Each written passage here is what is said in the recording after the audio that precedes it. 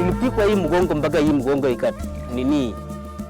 ngozi ikatoka kwa hii mgongo. Wananifuruta kwa nyumba na kunifanyia maneno. Kukataa wananipiga mpaka nikajiharia mwili yote. Those who are supposed to protect innocent like a Chagarda, Amadoi, killed him.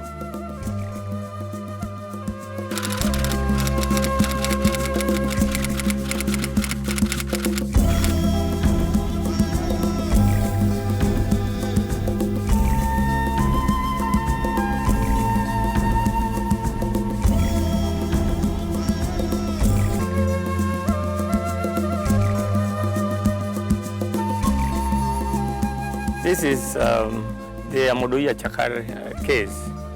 It is a case of 1996. The life story is when this guy was beaten, tortured to a point of unconsciousness. This guy was rucksacked into the Land Cruiser. And then on the way to Lodwar, like 15 kilometers away from Lokshar where he was tortured, a guy, Alisimia,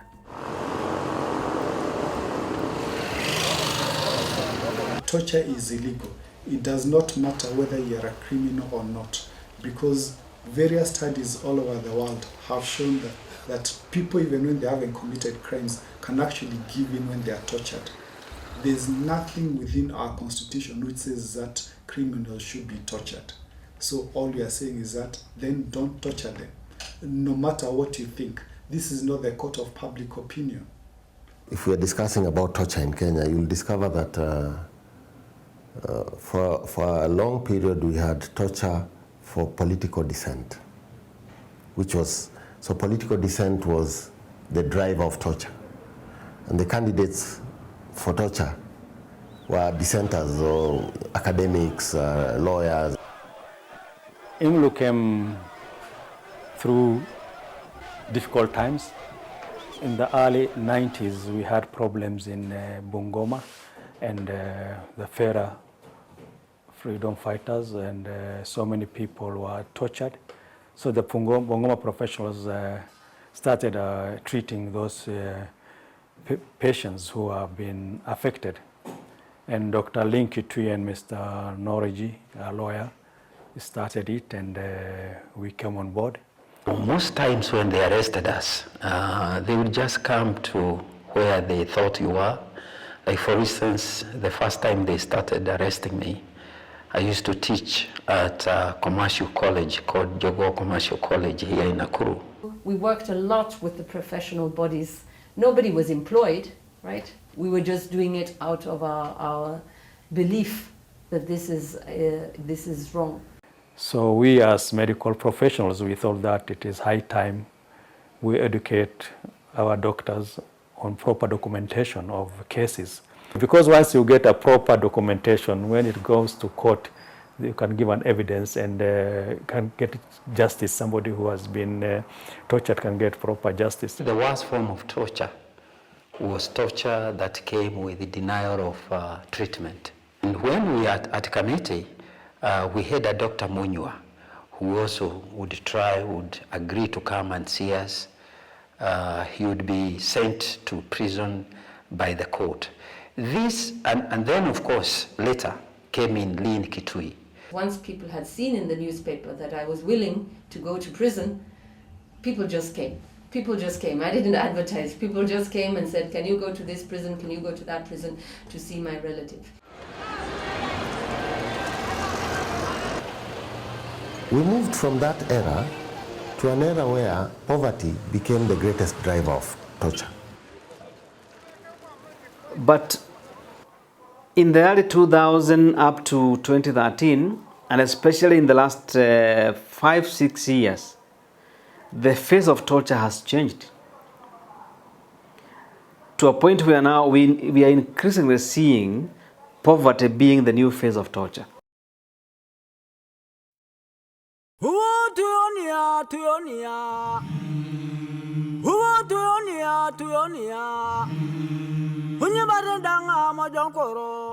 In those early years, Turkana was a very oppressive place because it was still a one-party area, it was still a Kanu zone.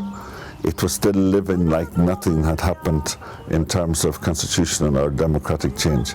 So I started then, and in the early days, our first involvement with Imlu was concerning two extrajudicial killings. Amadai was one of those. One was in 96 and the other was 97. One was in Naki Chagyo and one was in Naki Char, 300 kilometers apart, each of those. But both of these young men died in police custody after excessive torture. And both were killed at the hands of Kenyan police. Because the information we were getting from the police was that there was highway robbery.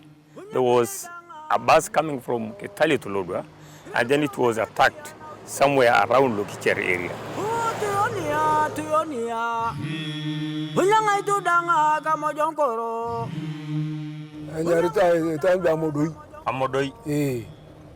Amodoi. Yakaru lari Amodoi ya. Aragola likaru.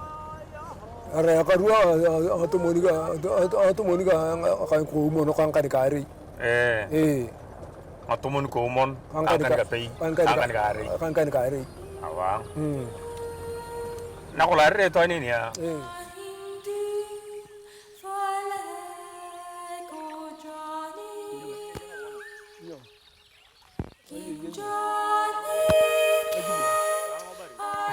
when the killers arrived in Lodwar Hospital, when they arrived in Lodwar, they went straight to Lodwar Hospital, and then they dropped him in the mortuary.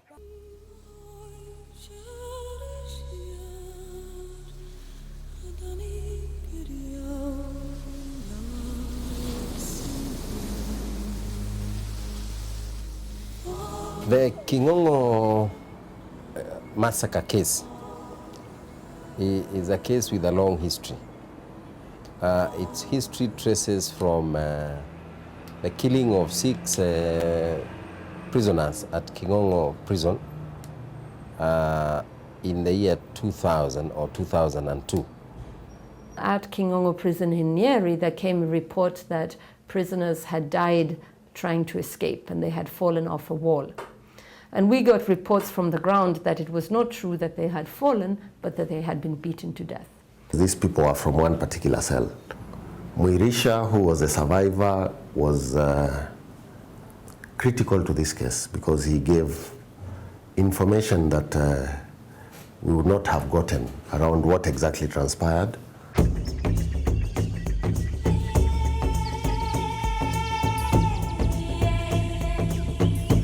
Tulikuwa tukahesabiwa hesabu ya mwisho. Watu tulihesabiwa, hiyo hesabu sijui bien ilienda. Ukakaa tukaambiwa toke ni ile room tulikuwa kaseria tulikuwa. Tukaambiwa tunaenda transfer. Tukafika nje. Kingongo tuko Kingongo saa hii. Tukafika nje. Kufika nje tukaambiwa toeni nguo na inaendanga hivyo. Toeni nguo mpigwa saa. Watu waendange transfer bila sashi. Kumbe tunapigwa sashi hapo. Kuna sergeant akachukua mtu anaitwa Ipo Maji. Wakaenda na yeye. Sasa hapo nikasikia malisia hawa. Hapo ndio tulianza kupigwa. Mimi kitu nilisuia panga na mkono. Nikitaka kupasuliwa kichwa. There was one prisoner who was in there for drug charges. And he said he had friends in high places and he was going to get out of there and they would help him get out. Wengine wakati walianza kupigwa, mimi ndio nilipata kupenya. Sababu nilipenya hapo kibiujiza ya Mungu tu. He was like 18, he ran naked, bam, through all the gates faster than all the wardens. Nikakimbia, nikaenda nikakuta Sigenge, Babdu haya. Ikanicheka mguu nikaanguka. Karibu na nyumba ya master. Nikaanguka hapo na nikalala hapo. Risasi ikaanza kupigwa juu nini? Ikapigwa. Mimi nikakaa hapo nikakaa. Nikasikia wakisema, "Wacha tuende tumalizie wale wengine wako ndani." Mimi ndio niliamka nikaingia hapo.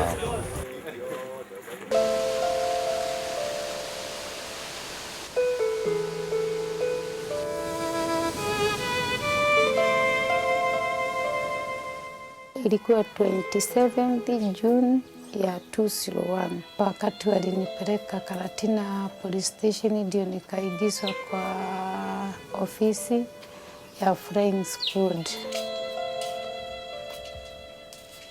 Kwanza waliniambia nitoe nguo. Mimi sikuwa naona kama ni ukweli, sababu sikuwa naona wanaume kama wanaweza kukuambia utoe nguo mbele yao. Sasa nilikuwa ninasita kutoa nguo. Sasa nikapigwa vibaya, nikaona wako serious ndio nikatoa. Sasa wakati nilitoa nikalalishwa nikafosiwa nilale kwa simiti. Nikalala, mmoja mkubwa wao akanishika miguu na huyo mwingine alikuwa ananipigilia shupa ina vaginal private parts. Nikaambiwa nilale kwa floor. Halafu sasa ndio nilifungwa miguu. Hii miguu ikafungwa na mikono na nyuma. Halafu sasa wakaweka shuma hapa katikati. Sasa hapa kabaile na hii iko kwa mkono ikasikanishwa, shuma ikawekwa hapo katikati. Halafu hiyo shuma nikawekelewa sasa hapa na pande nyingine. Sasa nikawa nimeangalia chini hivi. So sasa wakaanza kunipiga huku kwa mgongo, huku kwa miguu chini na huku na kichwa. Sasa baadaye ndio wakanifungua. Wakaanza kuniambia nikiwa sasa sina nguo, nishike matiti nirukaruke nikisema mimi ni maraya. Sasa nilifanya hivyo tu kwa sababu mimi nilikuwa mikononi mwao. Nikaanza kurukaruka nikisema mimi ni umbwa. Walikuwa wananiambia niseme mimi ni umbwa na mimi ni maraya. Sasa ndio nikaanza kurukaruka hivyo. Alafu baadaye ndio wakanipeleka kwa seli.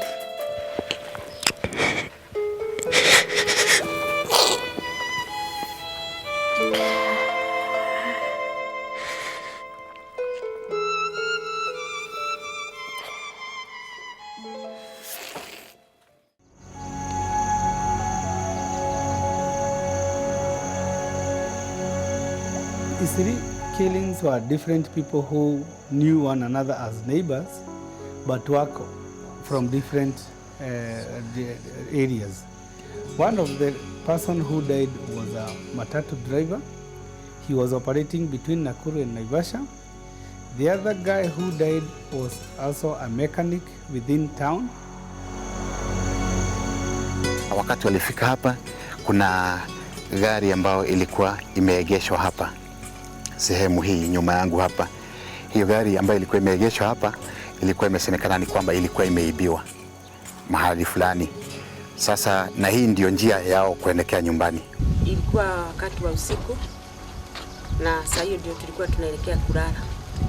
Tukasikia mlio wa risasi.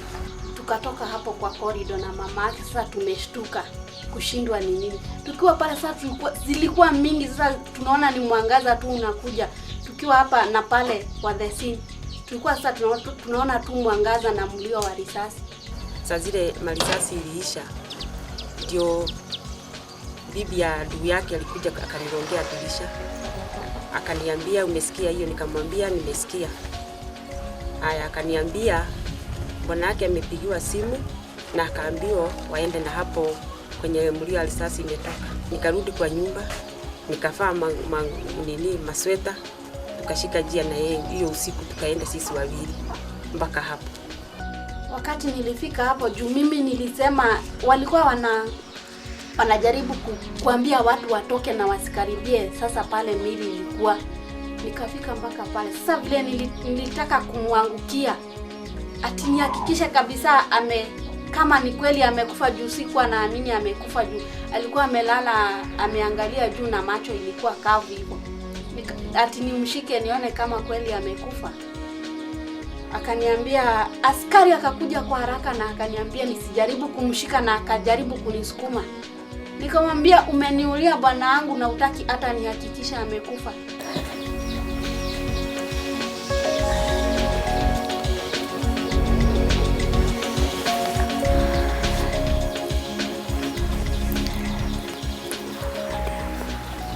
We accorded them a independent pathologist who did the postmortem, and so far we have contracted a lawyer who is pursuing the issue of justice of the case.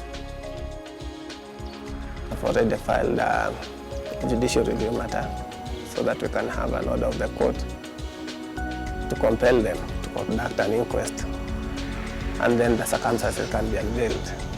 We can be able to know the identity of the policemen who did the shooting.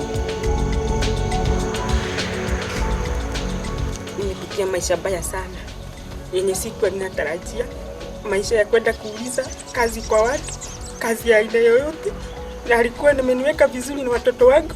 Sasa naenda napata kibarua, tunashika na kijana wangu umemwona pale, tunalipa ndio tupate ya kukula.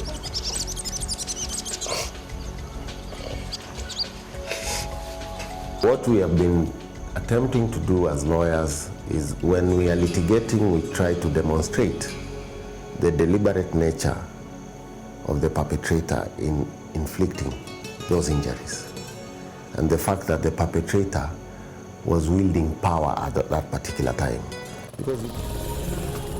Polisi waliitwa kitu kama mara 4 au 5 hivi, na hakuna askari hata moja alihudhuria. She was being tortured so that she could sign a confession, which she had signed after being so tortured. But when we went to court, we were able to challenge that confession, so it was done away with, and then there was no other evidence. After the criminal case, that's when she got aware about Imlu and the support it can give. And so it is Imlu which fully supported her in filing the civil case, paid for an advocate to represent her, referred her to doctors at their expense. And so even we had a doctor who came supported by Imlu to give evidence in the civil matter so that she could get compensation from the government. She was examined by many doctors who prepared good reports which enabled the court to arrive at a good sum in terms of compensation. She was given about 7 million shillings, and so it was a good judgment. The court mentioned about the torture she underwent. It was not good, it was not fair, it was unconstitutional, and so the court gave a good award so that she's just now awaiting execution of that judgment.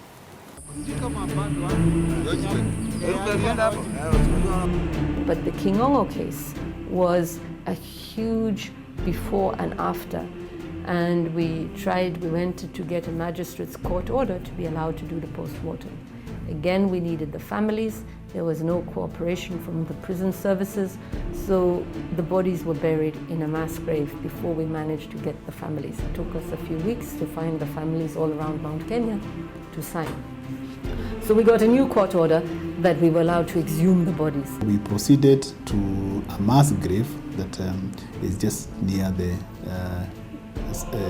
Nyeri Provincial Hospital, and we exhumed those bodies.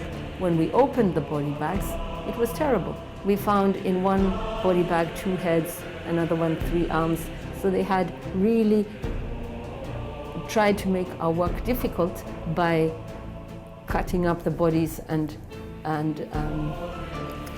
putting it in different body bags. Most of them had blunt force injuries, and really their pattern of causation was not consistent with the fall. All the pathologists were asking the questions. For example, if you find that a person has multiple fractures on the lower limbs, on the feet, how then do you account for multiple fractures on the skull? Well, there was also the controversial issue of were they shot, and we were not able to establish any gunshot wounds, but in all of them there was a pattern of injuries that was consistent from one body to the other. So we were able to convincingly come up with a report that said yes, these people died of multiple blunt force injuries. The magistrate was not convinced that there was an attempt by the dead to escape from the prison, and recommended that certain officers be investigated, prisons officers be investigated with a view to being prosecuted for murder or appropriate offences arising from the death. And eventually a number of them were convicted and sentenced to death and by High Court. We are saying there is therefore no reason why the government should escape civil liability. So we expect monetary compensation for the families of the deceased person. Kifo yao yenye ilifanya hata wakati wa leo, mimi roho yangu nakumbukanga, naona hiyo maneno yenye walikufa watu tulikuwa tunalala na wao na tunakaa naye room moja, seli moja, tulikuwa kwa seli moja, na roho yangu inakuanga nastuka hata wa leo, hiyo ugonjwa iko kwa mwili.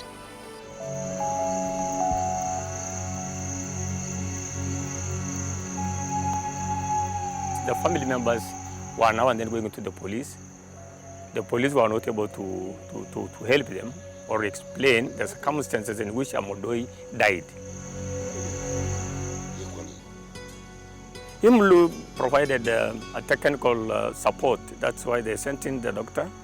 And then, of course, all the costs incurred by the doctor when he was in Turkana, in terms of travel costs, in terms of accommodation, you know, it all was from Imlu. Dr. Rogena from Nairobi, who carried out that post-mortem, then she discovered that the skull of the deceased had not been opened up. And when she opened it up, she discovered there was some blood clothing in the brain. And then the cause of his death was established as trauma to that part of the head. Achakar Amodoi. Tulipita na mwili yake hapa. Bas tukaweka hapa, tulizika Amodoi Achakar hapa. Ndio kaburi yake. Many people testified. We had more than 15 witnesses who testified.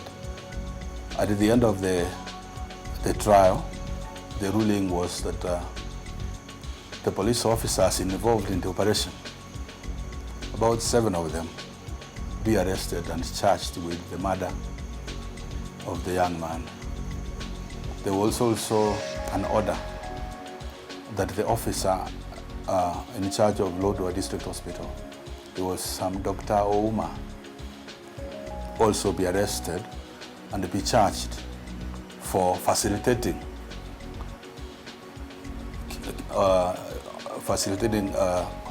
concealment of the cause of death by keeping the body somewhere where it could decompose.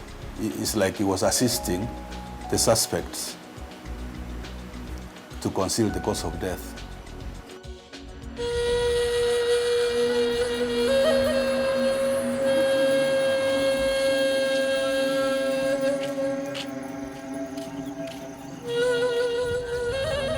So in the Mount Elgin situation started back in 2002 and Mount Elgin kept being a problem also in 1997. So when in 2005 it started again, several of us in Imlu were saying we better go up there and check what's happening.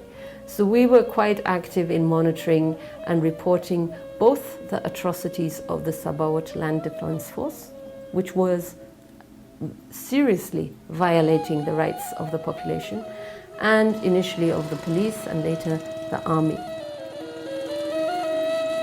Wakati wa Sabawat Land Defense nikaribiwa na msichana yangu, mpaka kumbe msichana yangu akaribiwa, huyo akapata mimba, na mimi naye pia niliribiwa. Walinipata nyumbani, mume wangu alikuwa ameenda kukunywa pombe. Sasa walikuwa wanafuata mzee. Kufika nyumbani, mzee naye alikuwa ameelewa, amelala. Wenye wanafuruta mzee kupikwa nje, wenye wako wanaturep sisi kwa nyumba, walikuwa wengi nje.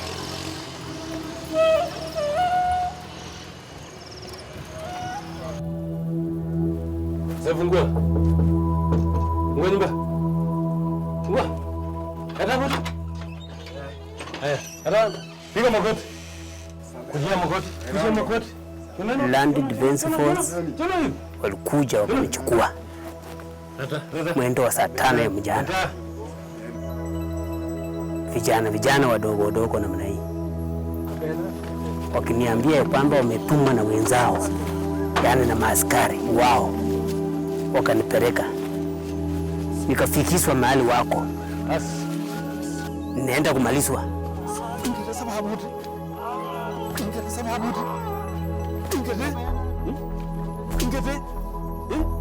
Na hao watu walikuwa na visu, walikuwa na mapanga, walikuwa na mabunduki, walikuwa na mafimbo.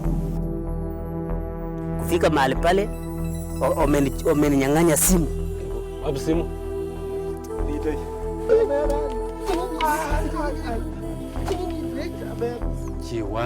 Simu hiyo wakaanza kuscroll ndani. Aje, kaa chini. Wakasema hii jina ambaye tunaisoma kwa hii simu yako ni ya nani? Nikaambia hao ni ya mtu fulani. Na hii nyingine ni ya nani? Nikaambia hao ni ya mtu fulani.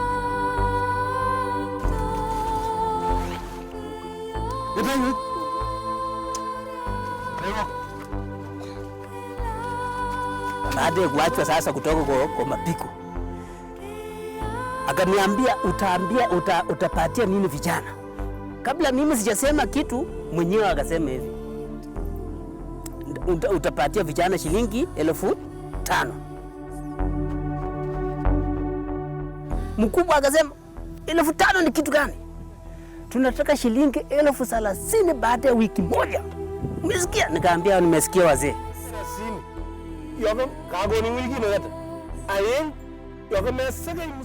Kaniambia enda. Nikaenda. Hivyo ndivyo ilikuwa. Baada ya muda hiyo ya wiki moja,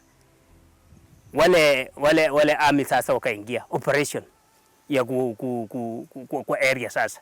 Sasa hiyo operation ndio ilisave mimi kutotoa ngapi? Kutotoa 30,000 ambaye nilikuwa nimeambiwa na hao vijana. I think the people of Mount Elgon had undergone a lot of tribulations at the hands of the Sabaot Land Defense Force. So when the military came, they were actually welcomed by the community. Little did they know that they themselves would fall victim and become target. In everything that we do as an independent medical legal unit, what is critical is documentation to start with. Because without documentation, then all the other processes will falter. Offer treatment and also document the nature of injuries these people had suffered. So we managed now to reach out to people who either had been injured by the military or by the Sabaot Land Defense Force. We mobilized 3 separate teams. I think each team comprised 10 professionals. So there were 10 counseling psychologists, 10 doctors, and 10 lawyers working simultaneously. They were coming to Bungoma where they were all examined. Their statements were taken both formally and also recorded digitally. Their injuries were photographed. They were treated. Others were being referred to other medical institutions. And the ones that required extensive psychological counseling, then that was done and they were referred to psychological counselors either in Kitale or Bungoma, depending as to where they could easily access. Alafu ya tatu, sehemu hii nilipikwa mateke. Na unajua kupikwa mateke na ya bursi ya wanajeshi, unajua ya bursi ngumu. Nilipikwa sehemu hii. So sehemu hii imekuwa shida sana mimi kubeba kitu kizito. We have chosen to be very focused on torture, and therefore in that we think we have been part of the achievement of making torture a crime in Kenya. We have been part of pushing for an independent police oversight, for police reform, prison reform. We have been very much now on the coroner's bill to be sure that people are examined for unnatural death.